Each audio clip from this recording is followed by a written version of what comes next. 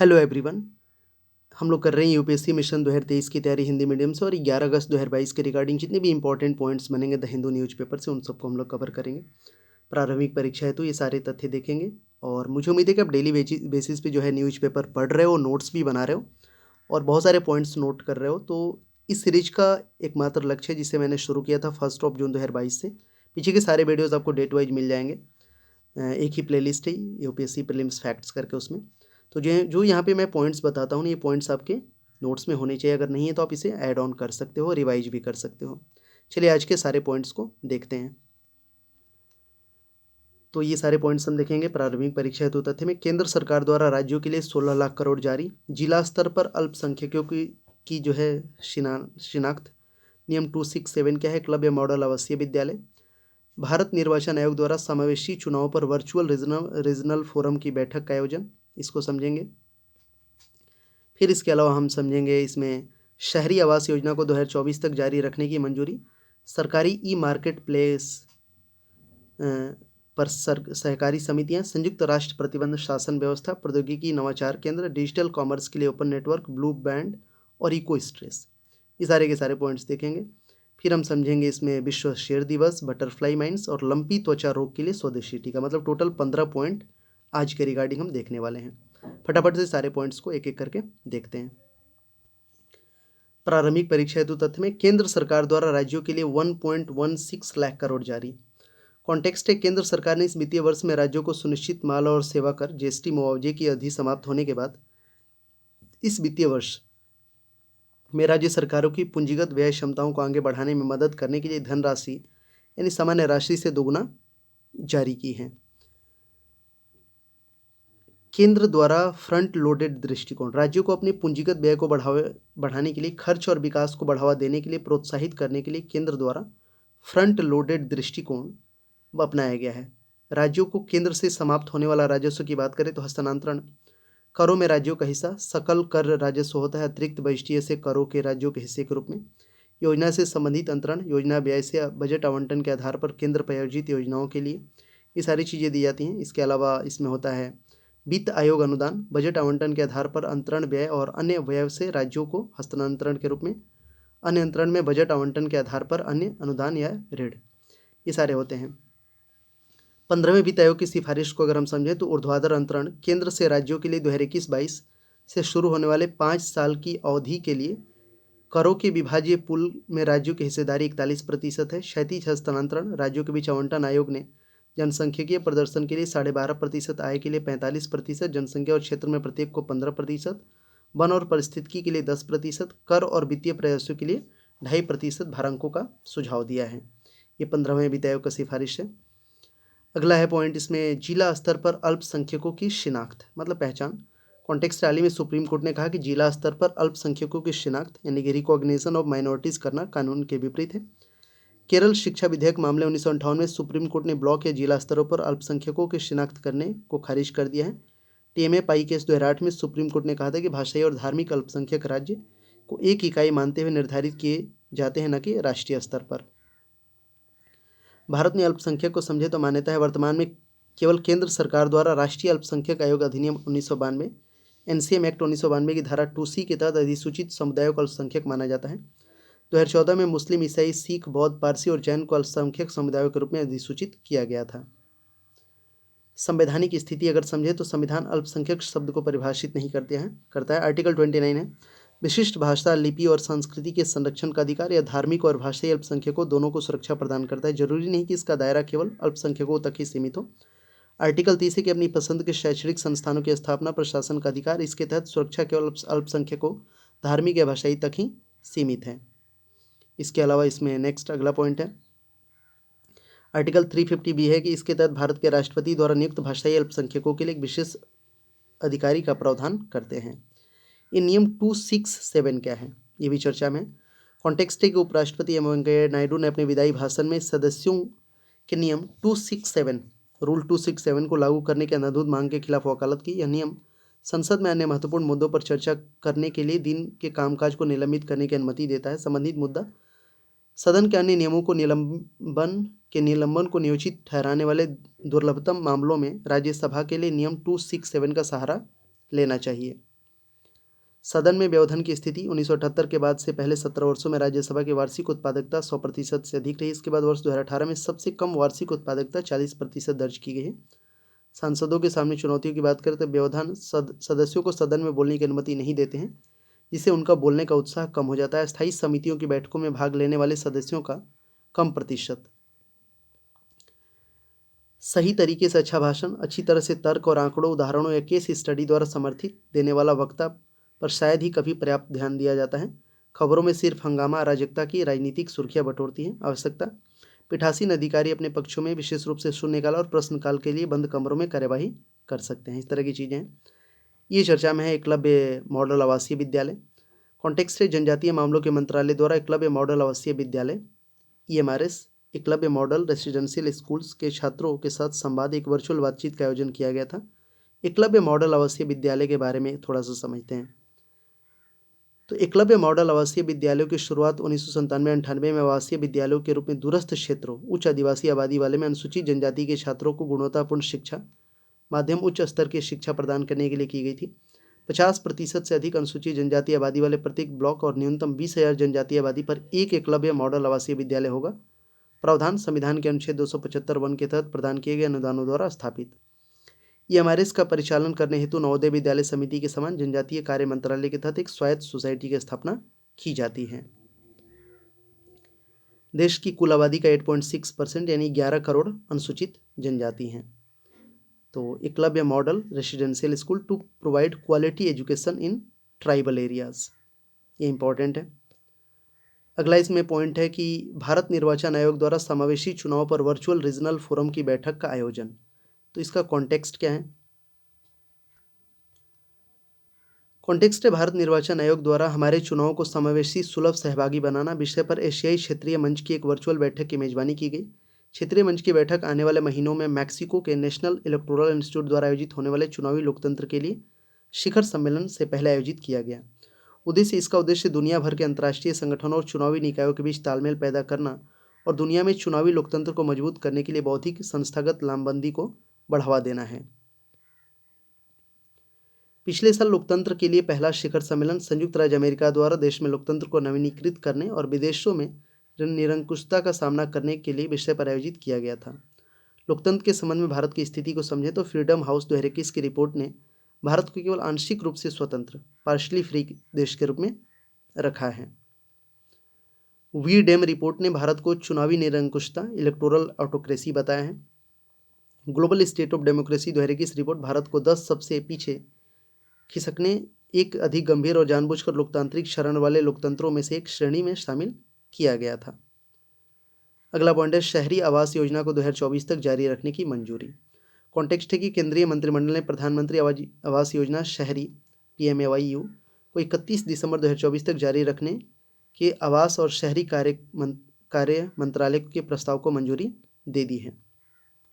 प्रधानमंत्री आवास योजना शहरी के बारे में सभी के लिए आवास भारत सरकार द्वारा राज्यों, केंद्र शासित प्रदेशों, केंद्रीय नोडल एजेंसियों के माध्यम से देश के शहरी क्षेत्रों में सभी पात्र लाभार्थियों को 12 पक्के मकान उपलब्ध कराने के लिए कार्यान्वित किए जा रहे प्रमुख कार्यक्रमों में से एक अहम कार्यक्रम है। 2015 में शुरू की गई प्रोत्साहन के साथ किफ़ायती आवास प्रदान करने के उद्देश्य से प्रधानमंत्री आवास योजना शहरी की मूल समय सीमा मार्च 2022 थी। इसका उद्देश्य वर्ष 2022 तक सभी विषयों के लिए आवास उपलब्ध कराना था। वस्तु स्थिति की बात करें तो प्रधानमंत्री आवास योजना की वेबसाइट के आंकड़ों के अनुसार अब तक कुल 12.26 मिलियन घरों को मंजूरी दी गई है, जिसमें से 61.77 लाख घरों को पूरा किया जा चुका है।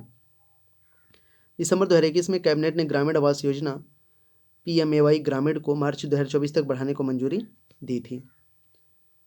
शहरी योजना 4 कार्य क्षेत्र के माध्यम से कार्यान्वित किए जा रहे हैं। संसाधन के रूप में भूमि का उपयोग करते हुए निजी विकासकर्ताओं, डेवलपर्स की भागीदारी से झुग्गी झोपड़ी में रहने वाले निवासियों का स्लम पुनर्वास, क्रेडिट लिंक्ड सब्सिडी के माध्यम से दुर्बल वर्ग के लिए किफ़ायती आवासों को बढ़ावा देना, सार्वजनिक और निजी क्षेत्र के साथ साझेदारी में किफ़ायती आवासों का निर्माण, लाभार्थी द्वारा बनाए जाने वाले निजी आवास के निर्माण विस्तार के लिए सब्सिडी। क्रेडिट लिंक्ड सब्सिडी घटक को केंद्रीय क्षेत्र की योजना के रूप में लागू किया जाएगा, जबकि अन्य 3 घटकों को केंद्र प्रायोजित योजना CSS के रूप में लागू किया जाएगा। यहाँ पे आप देख सकते हो all weather housing units with water, kitchen, electricity and toilet, women empowerment, adequate physical and social infrastructure, ये सब होगा।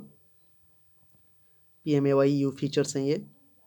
Better quality of life for urban poor, security of tenure, ये सारे इसमें पॉइंट्स हैं।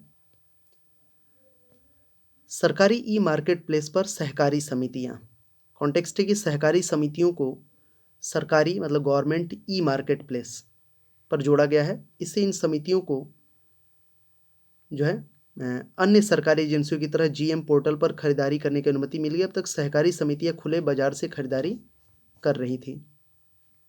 सरकारी मार्केट प्लेस वस्तुओं और सेवाओं के ऑनलाइन खरीद के लिए वन स्टॉप पोर्टल है। इसे आपूर्ति और निपटान महानिदेशालय इलेक्ट्रॉनिक्स मंत्रालय द्वारा विकसित किया गया है।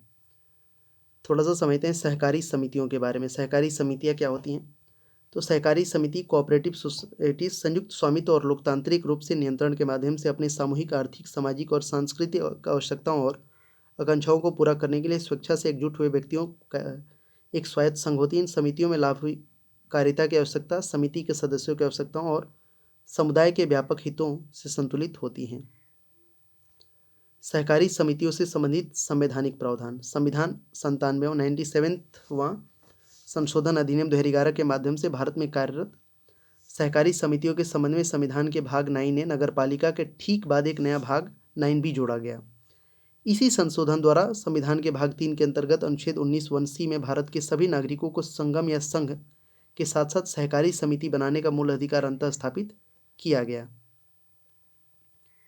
सहकारी समिति के ऐच्छिक गठन, स्वायत्त कार्यवाही, लोकतांत्रिक नियंत्रण और व्यावसायिक प्रबंधन में वृद्धि करने हेतु संविधान में राज्य के नीति निर्देशक तत्वों भाग 4 के अंतर्गत एक नया अनुच्छेद 43 भी जोड़ा गया।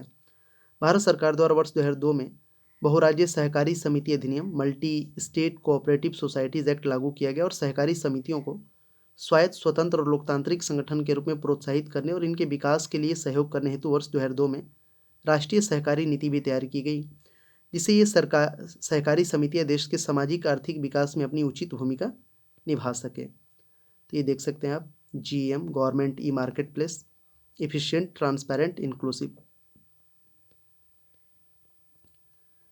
अगला पॉइंट है संयुक्त राष्ट्र प्रतिबंध शासन व्यवस्था।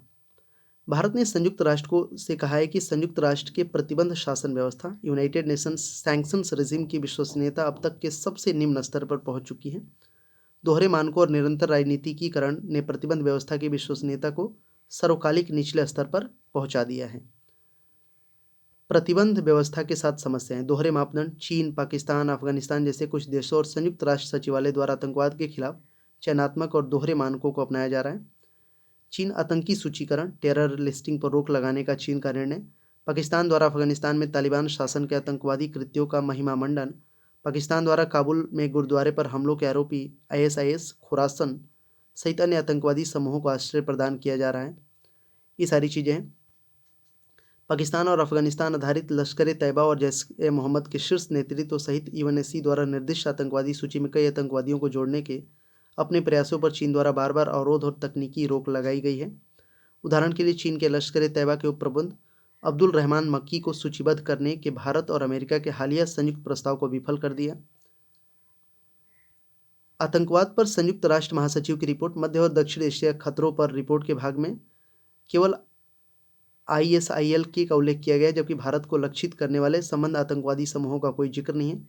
पाकिस्तान UNSC द्वारा सूचीबद्ध होने के बावजूद दाऊद इब्राहिम आतंकवाद की ओर मुड़ने वाले अपराध सिंडिकेट को पड़ोसी देश में राज्य आतिथ्य प्राप्त है। पृष्ठभूमि की अगर बात करें तो अलकायदा और इस्लामिक स्टेट के खिलाफ UNSC की प्रतिबंध व्यवस्था, जिसे पहली बार 1990 के दशक के अंत तक लागू किया गया था और फिर आतंकवाद पर वैश्विक युद्ध के एक भाग के रूप में अद्यतन किया गया था। UNSC 1267 समिति इसकी स्थापना तालिबान नियंत्रित अफगानिस्तान पर लगाए गए प्रतिबंधों के उपायों के कार्यान्वयन की निगरानी के उद्देश्य से की गई थी, किंतु बाद में व्यक्तियों के साथ साथ संगठनों को शामिल करने के लिए इसका दायरा बढ़ा दिया गया है।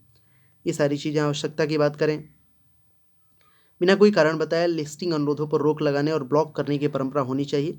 जब अंतर्राष्ट्रीय आतंकवाद के खिलाफ इस सामूहिक लड़ाई की बात आती है तो UNSC के सभी सदस्यों को जल्द से जल्द एक स्वर में एक साथ आवाज़ उठानी चाहिए।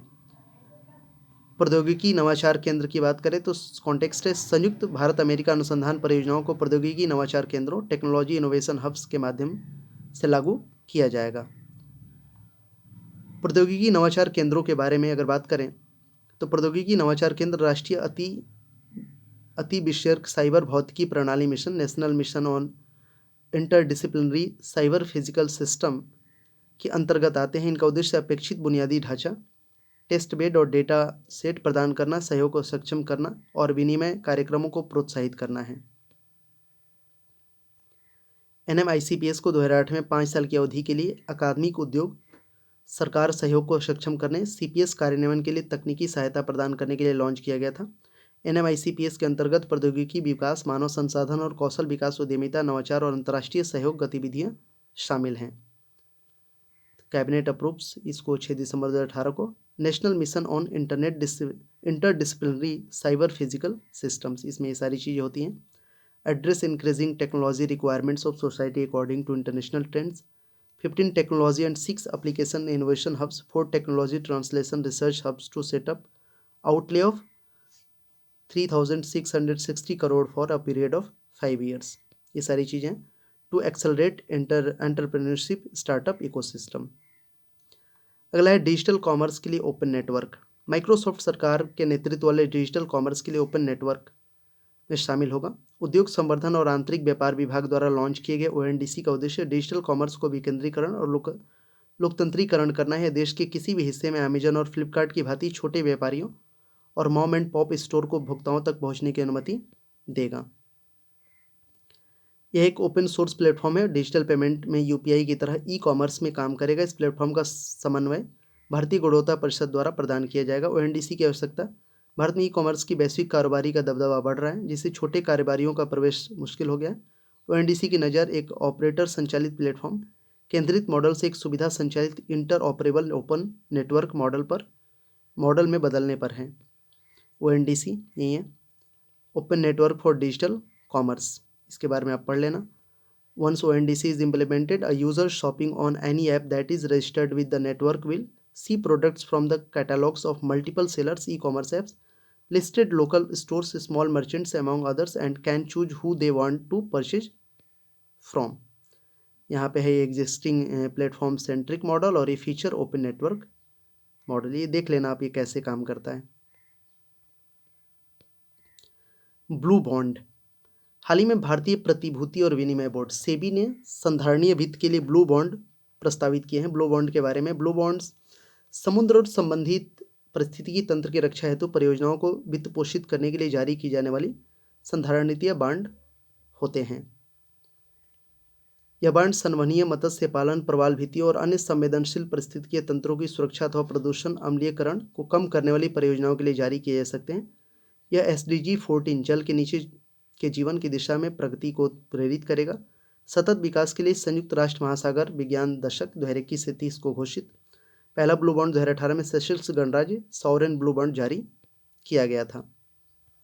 इसी तरह अन्य समान प्रकार के बॉन्ड, ग्रीन बॉन्ड, सकारात्मक पर्यावरणीय और जलवायु लाभ वाली परियोजनाओं को निधि देने के लिए उपयोग किया जाता है।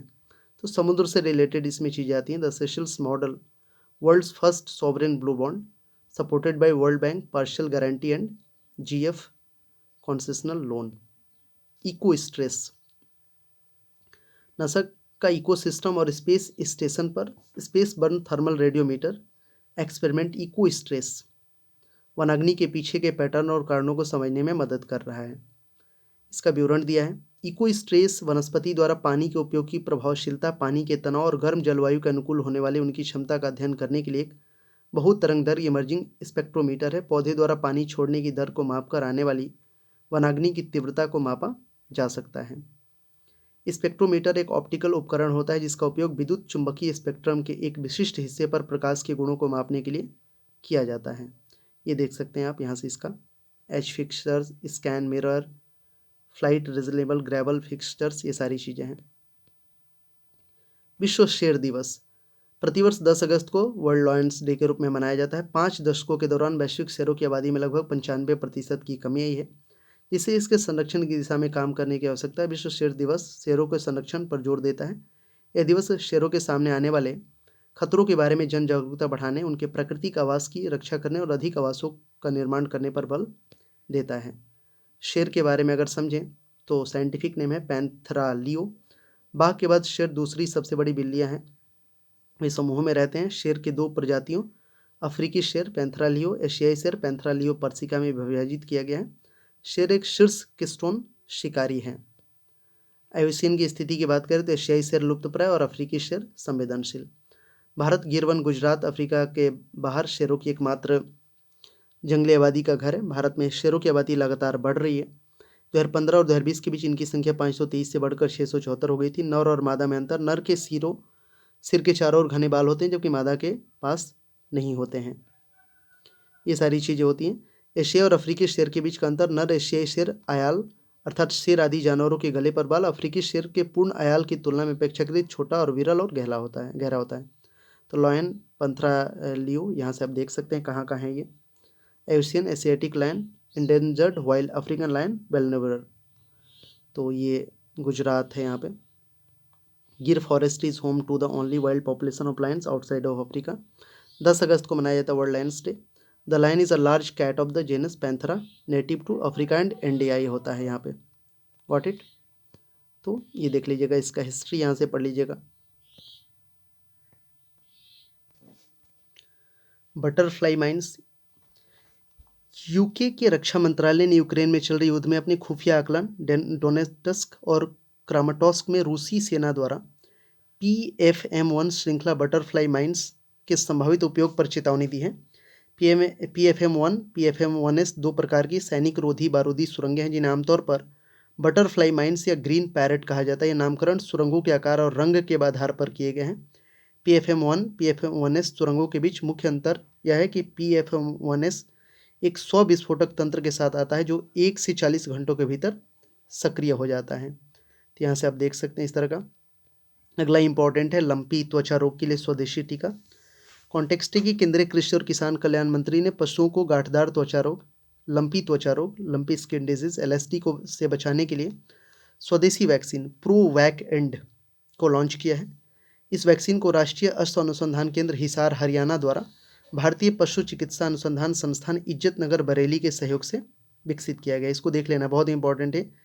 लंपी त्वचा रोग, इसके बारे में ऑलरेडी मैंने बताया। गांठदार त्वचा रोग या लंपी त्वचा रोग LSD मनुष्य में होने वाला एक संक्रामक रोग है जो पॉक्स विरेडे परिवार के वायरस के कारण होता है, जिसे निथिलिंग वायरस भी कहा जाता है। एक वायरल बीमारी है जिसे गोवंशीय पशु भैंस दीर्घकालिक रुग्णता का शिकार हो जाते हैं। इनके अगर लक्षण की हम बात करें तो यह पशुओं के पूरे शरीर में विशेष रूप से सिर, गर्दन, अंग, थन, मादा मवेशी के स्तन ग्रंथि, जननांगों के आसपास 2 से 5 सेंटीमीटर व्यास की गांठ के रूप में दिखाई देता है। गांठ के बाद में धीरे धीरे एक बड़े और गहरे घाव के रूप में ले लेता है। संचरण की बात करें तो ये बीमारी मच्छरों, मक्खियों, जुओं के साथ साथ पशुओं की लार तथा दूषित जल एवं भोजन के माध्यम से फैलती है। लंपी त्वचा रोग LSD वायरस बिना किसी कीटवाहक की आवश्यकता के सीधे संचरण के साथ संभवतः सांस द्वारा निश्चित रूप से संक्रमित सामग्री संक्रमित व्यक्तियों मनुष्यों से मनुष्य प्रयोगशाला से प्राप्त संक्रमण के सीधे संपर्क में आने वाले मनुष्यों को संक्रमित करने में ये सक्षम है। जूनोटिक है बीमारी ये भी। तो यहाँ पे हमने देखा 11 अगस्त 2022 के रिगार्डिंग जितने भी इंपॉर्टेंट पॉइंट्स थे द हिंदू से सारे पॉइंट्स देखे, सब बहुत इंपॉर्टेंट थे। वीडियो को देखना 2-3 बार, सब समझ में आ जाएगा। जो आपको इंपॉर्टेंट लगे उसको लिख लेना, ठीक है। पीछे के सभी वीडियोस को देखते रहिएगा, रिवाइज करते रहिएगा, शेयर करिए इसे ज़्यादा से ज़्यादा। अपना फीडबैक जरूर दीजिएगा। किसी भी तरह का डाउट और क्वेरीज हो तो कमेंट्स करिएगा। और आपको टेलीग्राम ग्रुप ज्वाइन करना है कर लीजिए, लिंक डिस्क्रिप्शन में, वहाँ और बहुत सारे स्टडी मटेरियल मैं प्रोवाइड कराते रहता हूँ। चलिए मिलते हैं नेक्स्ट वीडियो में के साथ। पीछे की वीडियोज़ को देखते रहिएगा। Thank you so much for watching this video.